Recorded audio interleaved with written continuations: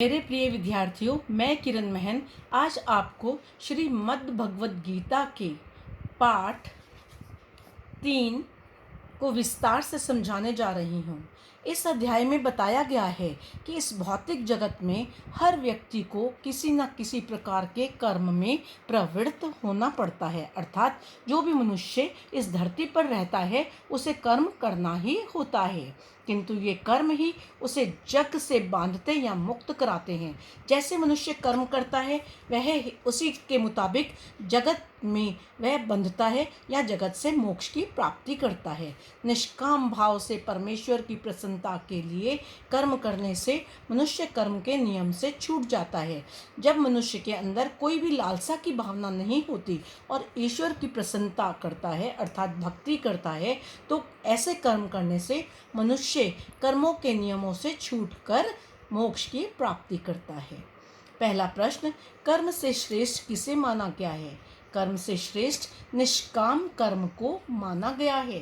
प्रश्न 2, कर्म करने तथा समझने के लिए किसकी आवश्यकता होती है? कर्म करने और समझने के लिए शास्त्र विहित कर्तव्य कर्मों की आवश्यकता होती है। अर्थात जब भी हमें कोई कर्म करना है या समझना है, उससे पहले हमें अपने कर्तव्य रूपी कर्मों को समझना ज़रूरी है।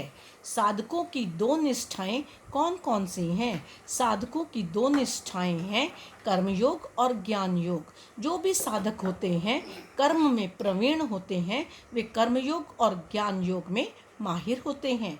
सिद्धि की प्राप्ति कैसे हो सकती है?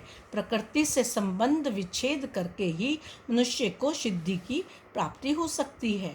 प्रश्न 5, आत्मा का स्वभाव क्या है? आत्मा का स्वभाव है सच्चिदानंद स्वरूप एक रस रहना, अर्थात ईश्वर में मग्न रहना, ईश्वर के साथ एक रस हो जाना, ईश्वर की प्राप्ति करना। अपने आप को कैसे कर्मों में प्रवृत्त रखना चाहिए, अर्थात कैसे कर्मों में खुद को आगे बढ़ाना चाहिए।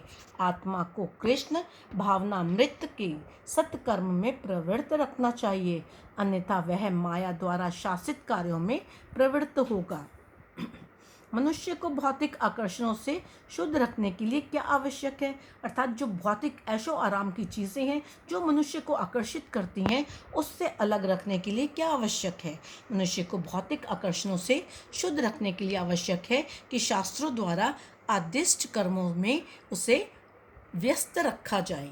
मिथ्याचारी किसे कहते हैं? जो व्यक्ति कर्मेंद्रियों को वश में करता है, अर्थात अपने 5 इंद्रियों को वश में कर लेता है, किंतु जिसका मन इंद्रिय विषयों का चिंतन करता रहता है, उसी में डूबा रहता है, वह व्यक्ति निश्चित रूप से मिथ्याचारी है। कौन सा व्यक्ति श्रेष्ठ माना गया है?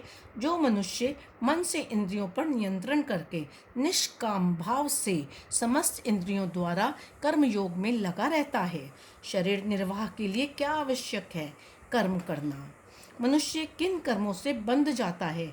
जो कर्म दूसरों के हित के लिए नहीं होते, अपने स्वार्थ के लिए किए जाते हैं, उन कर्मों से मनुष्य बंध जाता है।